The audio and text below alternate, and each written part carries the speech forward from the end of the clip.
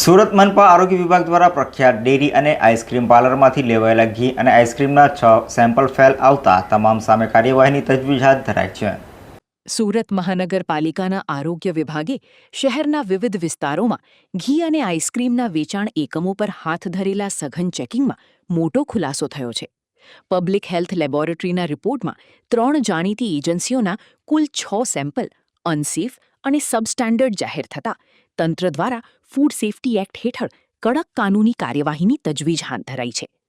આરોગ્ય વિભાગ દ્વારા કોસાડ સ્થિત new Adinath dairy product godown પર લેવાયેલા 4 ઘીના સેમ્પલ ટેસ્ટમાં નિષ્ફળ ગયા છે, જે સ્વાસ્થ્ય માટે ગંભીર ખતરો હોવાનું સામે આવ્યું છે. જેમાં શ્રી ગોકુલ ગૌરક્ષ ઘી, ગોપીરાજ પ્રીમિયમ ડેરી ઘી અને મોતીરાજ પ્રીમિયમ કાઉ ઘીમાં હૃદય રોગ માટે જોખમી ટ્રાન્સ ફેટનું પ્રમાણ નિર્ધારિત માત્રા કરતાં વધુ મળ્યું છે.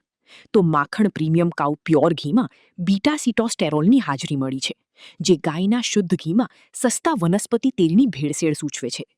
જ્યારે આઈસ્ક્રીમ પાર્લરોમાં મિલ્ક ફેટની ચોરી જોવા મળી હતી, જેમાં સિટી લાઇટની શિવકૃપા આઈસ્ક્રીમની વેનીલા આઈસ્ક્રીમમાં દૂધની ચરબીનું પ્રમાણ અને બીઆર રીડિંગ નિર્ધારિત સ્ટેન્ડર્ડ કરતાં ઓછું મળી આવ્યું છે.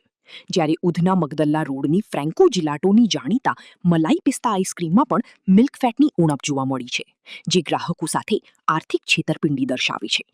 ટ્રાન્સફેટથી કોલેસ્ટ્રોલમાં વધારો, હાર્ટ એટેક અને નળિયું બ્લોક થવાનું જોખમ રહેલું છે. જ્યારે ઓછું મિલ્ક ફેટથી પોષણનો અભાવ અને પાચનતંત્રને સંભવિત નુકસાન થઈ શકે છે. તંત્ર દ્વારા ફૂડ સેફ્ટી એક્ટ 2006 હેઠળ લાયસન્સ રદ કરવા અને કોર્ટ કેસની કાર્યવાહી કરાઈ શકે છે.